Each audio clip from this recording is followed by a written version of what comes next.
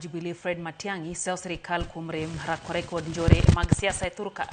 Matiang'i okoni sirikal yudo maling'ling mamondo mi kendo momondo ma ok nyal kalo ma ok giyudo kaka itieko monj machal gi mano okelo tho mar ji ariyo kod hinyruok mar ji ma ok tin ne 54 e boma ma Homa Bay. Magi timore kinde ma jotelo makero sirikal tesre medo nyiso luoro e wi timbe njore ma medore e Thurka.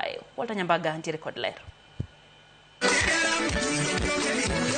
Bang' romo mar siasa mar Linda Mwananchi mapod kelo mbaka kindo kanda Manyota kod seneta ma Nairobi Edwin Sifuna kod jaod bura ma Embakasi East Babu Owino kanyakla kod gavana James Orengo e kweth maketo sirikal e orindi maliet e koro medo wuok tung mosuo kod sirikal e wi medruok mar njore mag siasa Thurka. E lupo gai mar Jubilee Dr. Fred Matiang'i olwar gi sirikal mar William Ruto e lo kose ni ginyayo njore.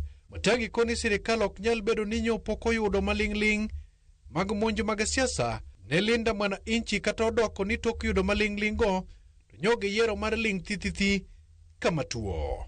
The scale of violence in Homa Bay and the activity that happened there could have happened without the knowledge of the National Security Council and without the knowledge especially of the president, because I have been in that environment before.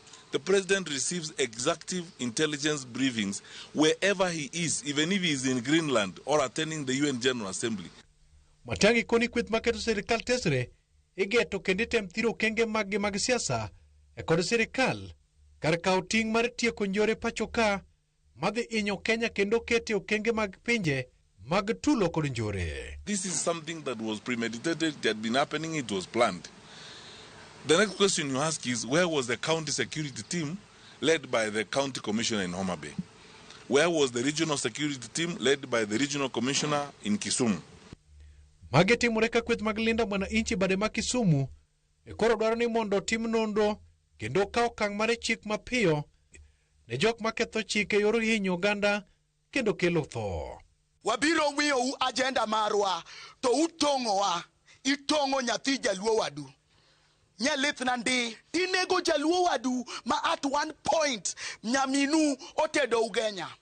To wadwa ng'eyo ka opondo Kaluma mancha nyiso ji ni odhi otongre gi bede cha. Ang'o miyo pok omake? Koso en above the law, en oingo chik ma ok nyal make. E kaunti ma Siaya jokanyo golo duon gi kendo kuong'o rakruok manyo timore Homa Bay ka ginyiso luoro margi ni ka okawo okang' mar chik kod ogai mar obila Douglas Kanja to piny biro dung buru ka kendo joket mwandu biro ng'wano piendegi kendo dok thuchegi.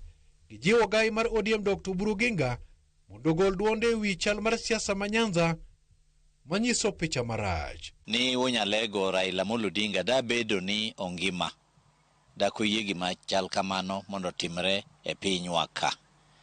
Miyo wadwaro kwe mondo bedie. Miyo gima duong' kabisa i democracy en political tolerance.